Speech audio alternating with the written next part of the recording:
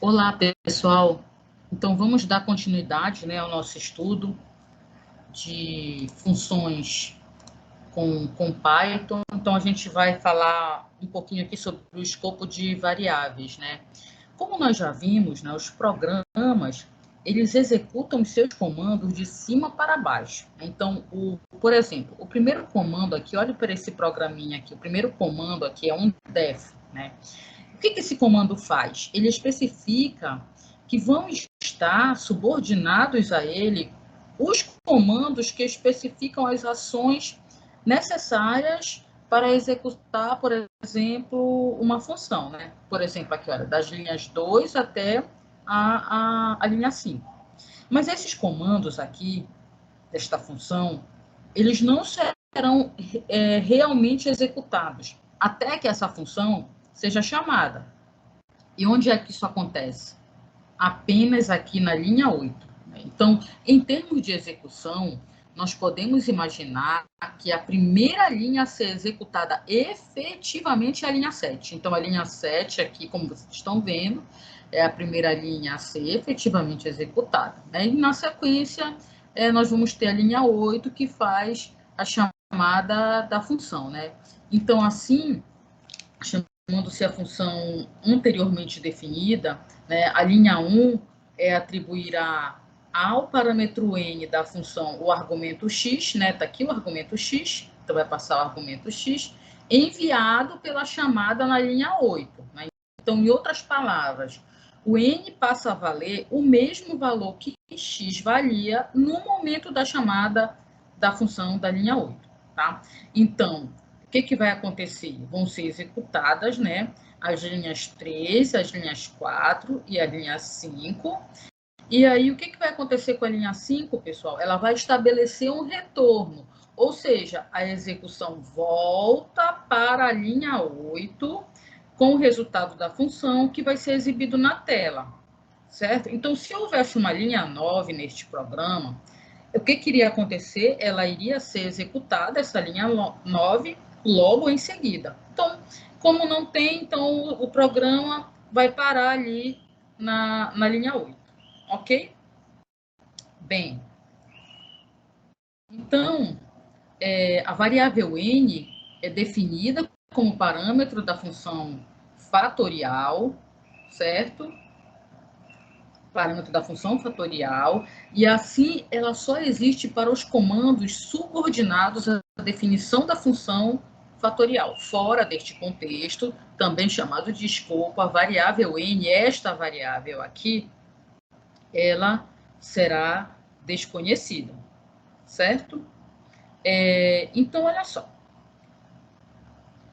Vamos olhar agora para esse próximo exemplo aqui, Então, se você tentar executar esse programa, esse programa aqui, nós adicionamos a este programa uma última linha para imprimir o valor da variável n, usada como parâmetro dentro aqui do fatorial. Então, nessa última linha, para imprimir o n.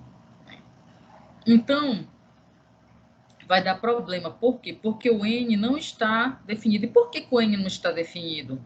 A função não fez uma atribuição a n não deveria ter o valor de x. Gente, não podemos pensar assim. A variável n, esta variável n aqui, ela é definida como parâmetro da função fatorial. Então, esta variável n aqui, ela só existe para os comandos subordinados à função fatorial. Fora deste contexto, essa variável ela é desconhecida, tá bom? Então, o mesmo conceito vale, olha aqui, ó, para essa variável fetch e a variável i. Elas são usadas dentro dessa função fatorial, tá? Então, olhem só aqui, eu vou mostrar aqui uma tabela para vocês, Nessa tabela, ela resume a situação de todas as variáveis dentro desse programinha. Então, olha só, na linha 1, o n é inicializado, Fetch aqui, como você pode ver aqui, olha, o fetch aqui não está conhecido. Isso, quando N é inicializado, a função não foi chamada, então nada que foi executado. Na linha 2, quem é que já é conhecido na linha 2? Né? Então, nota, na linha 1 o N foi inicializado, na linha 2 o N e o FET são já, o N já é conhecido e o FET inicializado. O I ainda não chegou na linha 3, né? Quando chegar na linha 3, aí você já tem N conhecido, FET conhecido e inicializado. Aí tá, chegou 4, 5. Quando chegar na linha 6, pessoal, nota que N, FET e X simplesmente eles desaparecem, que eles não são conhecidos. Por quê? Porque, na verdade, essas variáveis só fazem parte da função fatorial. Na linha 7, a variável X ela é inicializada. Na linha 8, a variável X ela é conhecida. E na variável 9, X é conhecida, mas o N não, tá? Então, essa tabela, ela resume bem essa questão. Ok, então olha só. Por mais que o programa abaixo seja executado, é importante lembrar sempre que as referências cujo nome é N no programa principal e o parâmetro N da função são, na realidade, variáveis diferentes. Então, por exemplo, se a gente colocar um programa dessa forma aqui, olha só. Aqui na linha 7, eu coloquei N recebe, né, para você ler um número, e aqui o fatorial do número. Esse N, você não pode confundir esse N com este N aqui. Tá? Então, você tem o N da função e você tem um N aqui que está definido fora da função, tá? Então, mesmo havendo a coincidência de nomes, as referências cujo nome é N no programa principal e o parâmetro N da função são, na realidade, variáveis diferentes, tá bom, pessoal? Olhem só aqui para a tabelinha, né, que nós fizemos para este exemplo. Olha só esse exemplo aqui, né? Então, aqui tu tens a função definida, FAT recebe 1, for e range de 2 até n mais 1, FAT recebe FET vezes i, n recebe menos 1 e return FAT. Aí você tem aqui na linha 8, para você ler um número, chama a função aqui, fatorial n. Então, notem aqui, na tabela, olha só, a linha 1, o n foi inicializado, FET e isso aqui, olha, você tem o n da função e o n do programa principal. Então, de 1 até 6, como nós já havíamos visto, né, as variáveis que são da função, e aqui, olha, no programa principal, o n é inicializado, conhecido e conhecido. Já o da função, não. Note que o da função só é conhecido dentro da função. Certo? Então, o que acontece que a gente tem que ver? Se a gente, por exemplo, colocar a linha que faz a leitura de x antes da definição da função, x será conhecido dentro da função, né? Então, o que você pode observar quando você faz esse programa aqui? O programa, ele funcionou. X teve seu valor impresso dentro da função. Nesse caso, né, a tabela dos valores vai ficar assim. Notem como é que vai ficar a tabela dos valores. Vai ficar assim, olha. O N não é conhecido, FET e I, né, na linha 1 e 2. O X inicializado conhecido. O X é uma variável que a gente chama global. É possível fazer isso? Mas isso aqui é ruim. Não é aconselhável que se faça isso. O X, a gente pode chamar de variável global. O X é uma variável que é conhecida em todo o programa, inclusive dentro da função, porque ela foi declarada antes da definição da função e também será conhecido dentro da função. Ou seja, o seu escopo vai incluir os comandos subordinados à definição da função. Porém, quando a gente faz esse tipo de coisa aqui, né, não é considerado uma boa prática de programação, né? O fato, por exemplo, de x ser declarado antes da definição de uma ou mais funções faz com que ele se torne uma coisa que a gente pode chamar de variável global, né? Então, a gente tem que evitar essa situação de variáveis globais. Então, qual é o problema da variável global? é que ela vai extrapolar a definição da função, né? Então, eu quero usar uma determinada função, então não bastará usar a definição da função, seguido pelos comandos subordinados. Eu tenho que saber onde essas variáveis globais foram declaradas, porque elas fazem parte também, né, da função. Então, isso não é realmente uma prática boa, né, em programação. Bem, em algumas linguagens, pessoal, a gente também pode definir funções que têm como efeito colateral mudar o valor de algum parâmetro. Por exemplo, esse programa aqui, ele tenta usar o conceito em Python.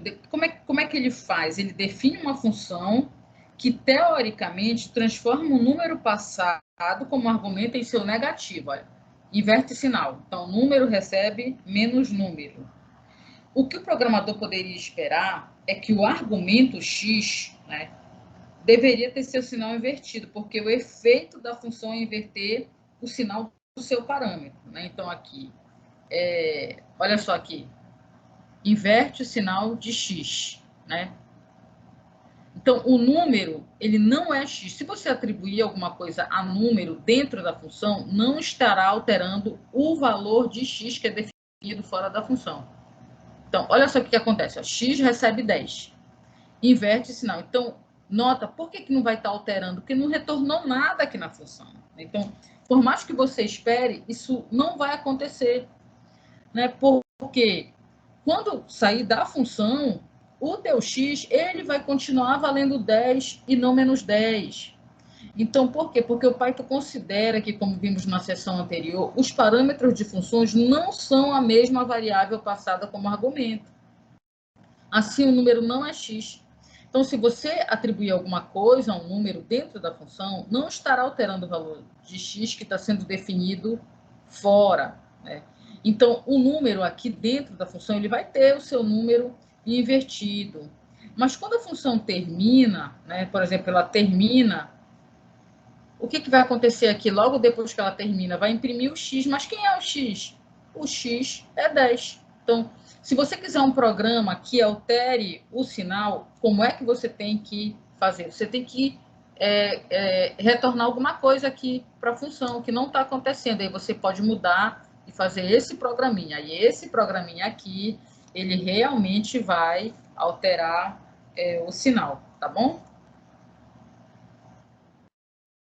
Bem, e um outro conceito também que é muito importante, pessoal, em programação, é o conceito da recursividade, né? Então, o que é uma função recursiva? É uma função que chama a ela própria, né?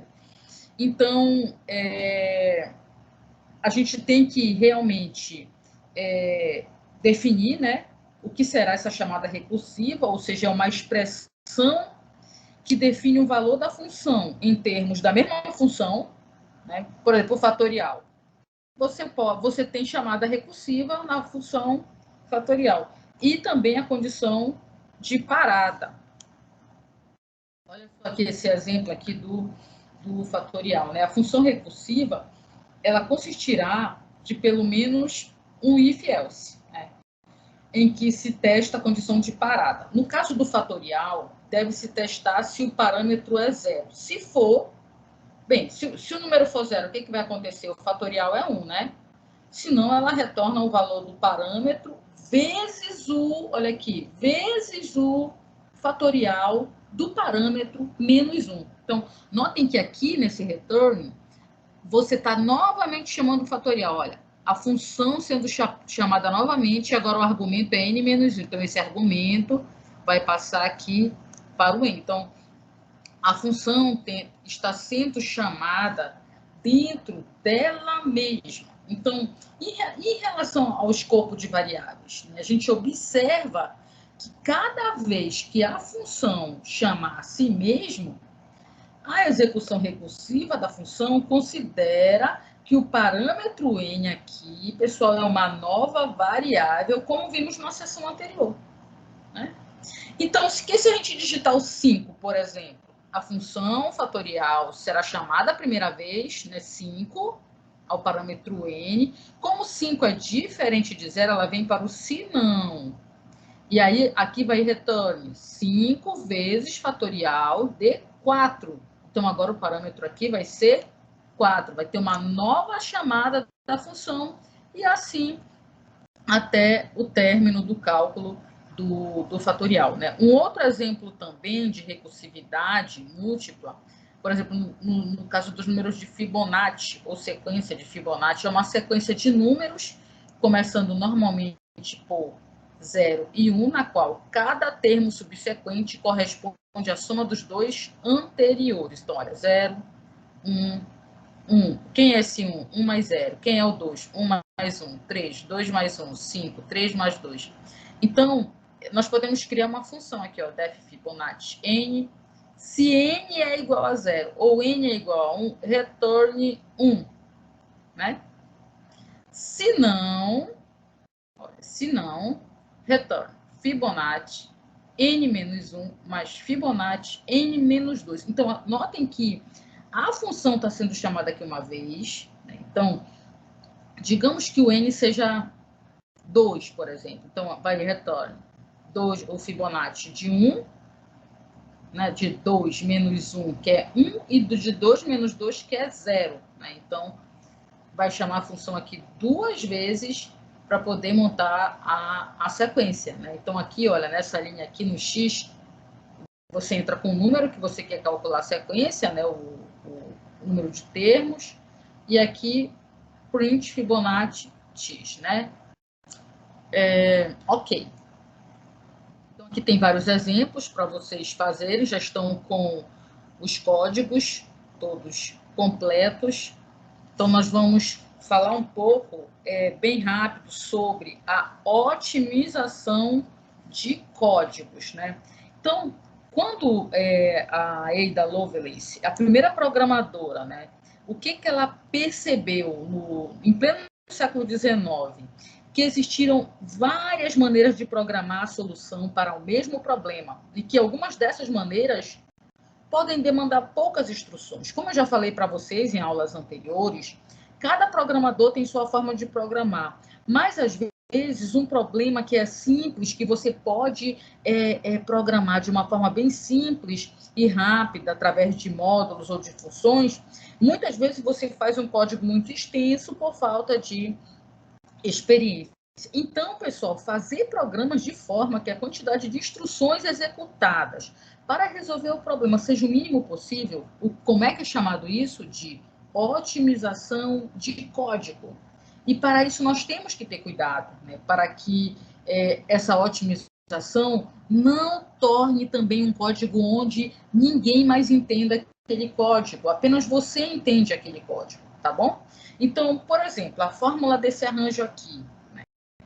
Que é aquele arranjo que nós trabalhamos lá no início, ó, arranjo N é o número total de elementos, P é a quantidade que a gente quer para fazer o arranjo, né? Então, é dado por essa fórmula aqui. Ocorre que é possível, né, fazer uma simplificação nessa fórmula. Por exemplo, se o N vale 20 e o P vale 3, aqui, eu posso fazer essa simplificação, ó, 20 fatorial sobre 17 fatorial. Olha como é que fica a simplificação, não é verdade? Então, por quê? Porque o número dividido por si mesmo é igual a 1, então você pode já eliminar. Então, essa conta ela é bem mais simples do que calcular o fatorial de 20, depois dividir pelo fatorial de 17. Então, essas contas aqui, elas vão dar o mesmo resultado. Mas a nova forma de cálculo que vimos, por exemplo, agora, ela é muito mais eficiente, né? Então, ela pode demandar a execução de menos comandos, né, pessoal? Então, podemos reescrever a função que calcula o arranjo, que a gente trabalhou lá na primeira aula, fazendo um produtório, por exemplo, que vai de n menos p mais 1 até n, tá? Então, como é que ficaria o range, por exemplo? Olha, aquela função lá de trás que a gente fez, né? Então, a gente percebe que esse programa aqui, olha, a gente define o fatorial, ó, for e range de 2 até n mais 1, ao invés de ser uma divisão, agora só vai ser um produto aqui, né? Isso aqui é o fatorial, mas na hora de calcular o arranjo, ficou mais simples a fórmula, olha só, pessoal. tá?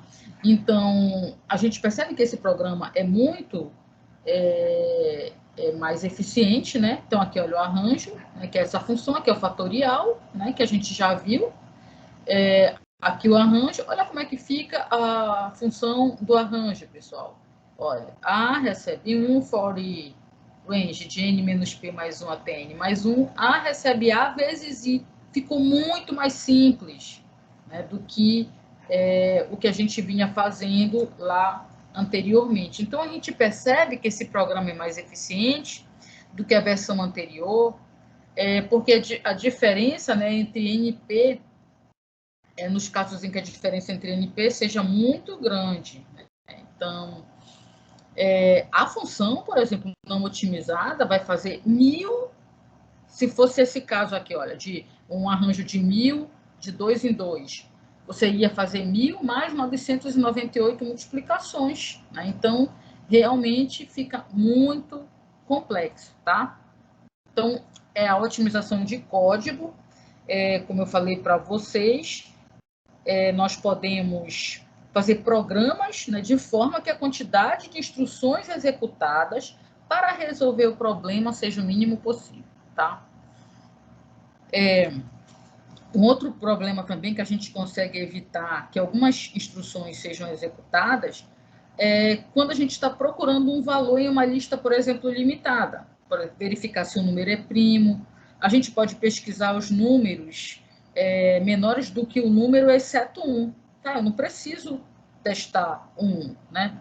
Então, esse algoritmo aqui, ele é bem simples, ele parte daquelas hipóteses que a gente já viu, ó, df é primo, você passa o parâmetro aqui, primo recebe verdadeiro, true, for divisor em range de 2 até o número, né? Então, tirou 1 aqui, if número, né? Se o resto da divisão do número pelo divisor for 0, então primo recebe falso.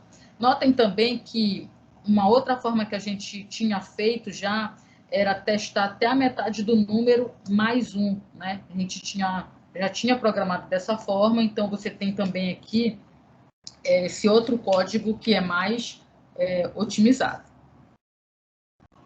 Tá? Então, vamos recapitular o que nós já estudamos, né? Então, nós vamos usar o while quando nós desconhecemos o número de repetições a serem feitas antes de se iniciar. Vamos usar o for quando nós conhecemos o número de repetições a serem feitas antes de se iniciar. E vamos usar o break dentro do for quando nós conhecemos o número máximo de repetições a serem feitas antes de iniciar. Mas ainda assim, pode ser suficiente executar um número menor de repetições se uma determinada condição for verdadeira durante a execução.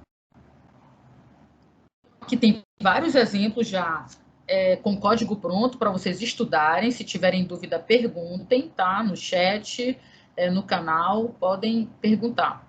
E o último tópico dessa aula 3, né, para encerrar, nós vamos ver como nós podemos criar a nossa própria biblioteca de funções em Python, né?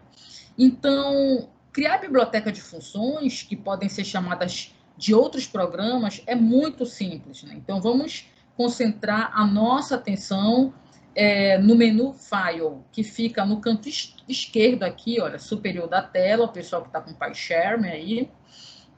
Você pode criar vários arquivos que vão conter diferentes programas. Então, usando File, New, Python File. Então, sugere-se usar nomes curtos, tá? Especialmente no caso de bibliotecas de funções, tá, pessoal? Então, chamamos a biblioteca de funções que criamos. Então, vamos chamar aqui, olha, tá vendo aqui? Vamos chamar, olha aqui, você tem programas, né, e funções. Então, vamos chamar a biblioteca de funções que criamos de funções. E o programa de programa. Na vida real, então, você pode ser mais criativo, criar outros nomes, né? E se você criou esses arquivos, fazer exatamente como está aqui, você deve estar visualizando esses diretórios como estão mostrados aqui, tá? Então, o que acontece? Primeiro, vamos fazer o seguinte, nós vamos